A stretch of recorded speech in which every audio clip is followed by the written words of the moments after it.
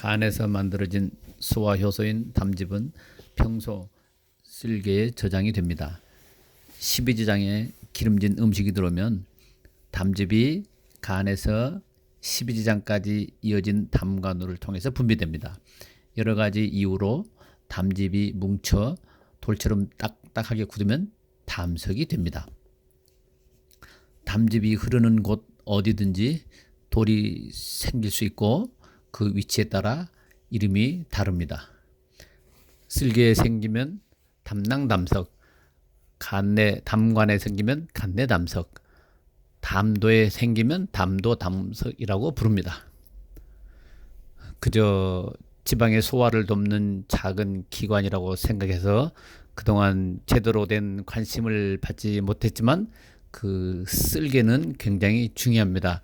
그 안에 돌이 생기면 우리가 생각지도 못했던 수많은 문제를 발생시킵니다. 잘 보셨나요? 우리 몸 안에 이러한 돌들이 존재하고 있습니다.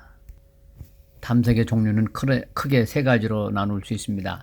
하얗게 보이는 부분은 콜레스테롤 담석, 노란 부분은 갈색석 담석, 검게 보이는 것은 흑색석 담석이라고 부릅니다. 요즘에는 콜레스테롤 담석이 많이 생기는 증가를 보고 있는데 그 이유는 갑자기 체중이 느는 비만이랄지 또는 뭐 갑자기 체중이 감소하는 경향이랄지 혹은 여성 호르몬, 그다음에 연령의 증가, 금식, 다이어트 너무 과도하게 하면 안 됩니다. 그다음에 임신 때문에 생기는 경우도 있고 소장을 절제해서 콜레스테롤 담석이 생기는 경우가 있습니다.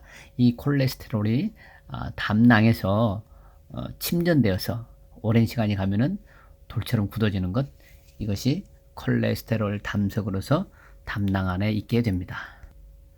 담낭 슬러지가 나중에 담석으로 변화되게 되는데 그 이유를 살펴보면 담낭에서 점액질의 제거와 분비 사이에서 불균형으로 발생하는 것입니다. 보통 담낭 슬러지는 저절로 사라지는 경우가 18%입니다.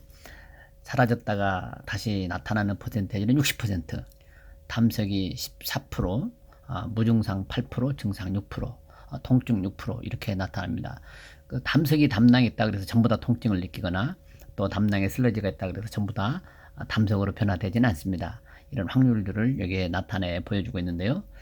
그러므로 담즙은 결국 간에서 나옵니다. 즉 간에서 나온다는 뜻은 결국 우리가 먹은 음식, 식생활, 습관들이 결국 다시 돌아서 오게 되는 거죠. 담석 진단은 복부 초음파를 사용해서 할 수 있는데 이 복부 초음파가 매우 정확한 검사입니다. 복부 CT 검사보다도 담석의 크기, 동반된 용종을 정확하게 관찰할 수가 있습니다. 검사자의 경험에 따라 다양한 결과를 보일 수 있어서 검사자의 초음파 숙련도가 굉장히 중요합니다. 담석증의 복통은 가장 흔하면서도 대표적인 증상입니다. 통증 부위에는 우상 복부 또는 심와부에서 일어납니다. 과도한 지방 섭취나 폭음, 폭식 등에 의해서 유발 가능성이 높아집니다. 보통 오심과 구토 동반하게 됩니다. 술을 조금 드시고 음식을 절제하십시오. 음식은 혼자 많이 먹지 말고 서로 나눠 먹으면 참 건강에도 좋습니다. 담석증의 통증을 살펴보면 명치 상복부 통증으로 다음과 같은 경우가 있습니다. 일정한 정도의 속도로 약 30분 이상 극심한 통증이 지속됩니다. 하루를 넘기지 않는 간헐적인 빈도가 많습니다. 일상생활에 제약이 있거나 응급실을 방문할 정도로 통증은 극심합니다. 장운동, 위치 변환, 위산 억제와 관련이 있습니다.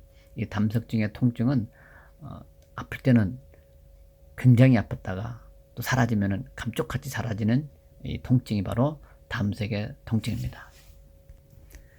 담석 통증의 감별 진단을 보면 소화성 궤양, 급성 위장염, 급성 충수염, 우측 요관 담석, 우측 신우염, 췌장염, 협심증, 심근경색증 등에서 발견됩니다. 담석에 의해서 황달이 올 수도 있는데요. 폐쇄성 황달의 형태가 있습니다. 경도의 황달, 일과성, 소변색의 변화, 이러한 증상들이 나타나기도 합니다.